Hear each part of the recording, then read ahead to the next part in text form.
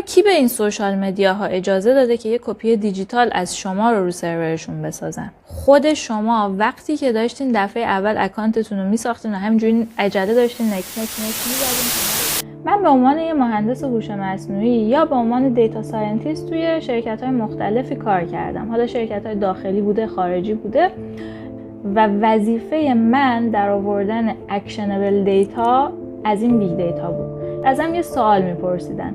من باید از توی این دیتایی که همه جور چیزی توش بود، این دیتاهایی که مرتبط با این موضوع بود رو در می آوردم و به این سوال جواب میدادم. و حالا فرق من که امروز دارم باهاتون صحبت میکنم با فاطمه 10 سال پیش چیه؟ اینکه امروز من به قدرت واقعی دیتا پی بردم. بیشتر مردم فکر میکنن دیتایی که توی سوشال مدیا یا توی اپ‌های مختلف شیر میکنن کم اهمیته و دیتای خاصی نمیده. در حالی که تک تک لایک‌ها، کامنت‌ها، نمیدونم اسکرولا، حتی یه مکس کوتاه که شما میکنین برای دیدن یک محتوا، اینا تکه های کوچیک کوچیک یه پازله که هر کدومش یه بخشی از شخصیت شما رو نشون میده. حالا این شخصیت شما با یه سری پارامترهای ذهنی قابل مدل سازیه با تکنیک‌های نوروساینس و وقتی که این دیتاها، این تکه های کوچیک پازل از سورس های مختلف اگریگیت بشه و در کنار هم جمع بشه یه تصویر کامل رو بسازه، اون موقع هست که میتونن یه کپی بی نقص از شما و ذهنتون روی سرورشون بسازن که این کپی همه ویژگی های شما رو داره. اینکه چطور فکر میکنید، چطور تصمیم میگیرید، علایقتون چیه، احساساتتون، نقطه ضعف، قوت، ترس هاتون چیه و حالا چطور از این کپی استفاده میکنن. میان سیمولیشن ران میکنن، میگن که آقا تو این شرایط این شخص چه حسی داره، چطور فکر میکنه، چطور تصمیم میگیره. حالا اگه ما شرایط رو اینجور تغییر بدیم چطور تصمیم میگیره، اگه تو همین شرایط دیتاهای ورودیشو تغییر بدیم چطور تصمیم میگیره. و هر کسی که به این کپی دیجیتال دسترسی داشته باشه در واقع میتونه حرکت بعدی شما رو پیش بینی کنه. اما کی به این سوشال مدیاها اجازه داده که یه کپی دیجیتال از شما رو سرورشون بسازن؟ خود شما وقتی که داشتین دفعه اول اکانتتون رو میساختین و همینجوری عجله داشتین نکس میزدین، همه رو تایید میکردین بدون خوندن پرایوسی پالیسی، چون پرایوسی پالیسی چیزیه که همه این چیزا رو توش نوشته و همه این مجوزها رو از شما گرفته. الان به عنوان مثال بریم پرایوسی پالیسی اینستاگرام رو بخونیم. خب من میرم تو صفحه ساین اپ اینستاگرام و رو پرایوسی پالیسی کلیک میکنم.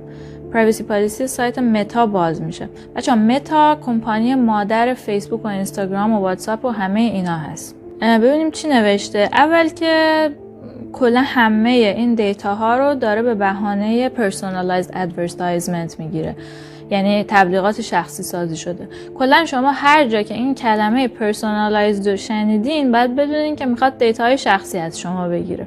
گفته here's the information we collect. اوکی، چه اطلاعاتی از ما جمع آوری میکنی؟ اکتیویتی شما که اینو گفتیم و میدونستیم، friends, followers و بقیه connections. اوکی، app, browser and device information. اوکی، حالا مسئله اصلی این چهارمیه. گفته از سایت های دیگر، third parties یعنی اشخاص ثالث. این یعنی چی؟ گفته که ما میایم از پارتنرامون دیتای شما رو میگیریم، از میجرد وندورامون، مارکتینگ وندورامون و بقیه اشخاص ثالث. حالا اینکه هر کدوم از اینا کیا هستن و تو ویدیو بعدی توضیح میدیم. بچه‌ها ویدیو بعدی که تو کانال میذارم و حتما ببینین، چون که اونجا میخوایم توضیح بدیم چطوری از اطلاعاتتون محافظت کنین. خب یکم میایم پایین‌تر. گفته که مثال‌هایی از این که ما چطور از اطلاعات شما استفاده می‌کنیم. آخریش که بدیهی ترینشه، گفته که تبلیغاتی که شما می‌بینین و چطوری اینتراکت می‌کنین باهاش. اوکی، دموگرافیک شما، اطلاعات دموگرافیکتون مثل سن و نمیدونم جنسیت و تحصیلات و اینا. اوکی، سوابق خریداتون و تراکنش‌هایی که داشتین تو سایت‌های غیر از متا. حالا این اطلاعات چجور به دست میاره؟ میریم بالاتر میبینیم بازیایی که کردید، اپایی که استفاده میکنید و حالا این مورد رو باشین، سایت هایی که شما میبینید با استفاده از کوکی های براوزرتون و یه سوشال پلاگین های خاص مثل متاپیکسل.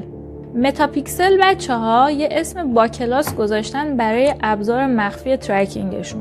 متاپیکسل در واقع یه تیکه کد مخفیه که هر سایتی این کدو بذاره توی سایت خودش، دیگه از اون به بعد متا دسترسی داره که ببینه که شما تو این سایت کجاها رفتین، تو هر صفحه چقدر وایسادین، چه دکمه‌هایی رو کلیک کردین، چه چیزایی رو خرید کردین، در کل هر اکشنی که تو اون سایت انجام میدین از این به بعد متا میبینه. خب حالا بریم یه خبر بخونیم.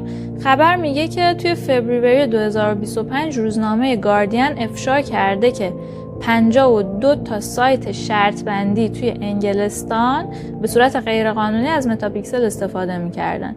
به صورت غیرقانونی یعنی بدون رضایت گرفتن از یوزرها. و حالا این قضیه انقدر مشکوک بوده که هنوز کمیسیون اطلاعاتی انگلیس داره روش بررسی میکنه. غیر از اون اتحادیه اروپا اومده یه قانون گذاشته و گفته که هر سایتی که میخواد از متاپیکسل استفاده کنه باید قبلش برای کاربرای اروپایی اینو به تاییدشون برسونه، یعنی ازشون حتما اینو بپرسه. اما مگه این متاپیکسل چه اهمیتی داره که انقدر کمیسیون اطلاعاتی انگلیس، نمیدونم اتحادیه اروپا، اینا همه روش انقدر حساس شدن؟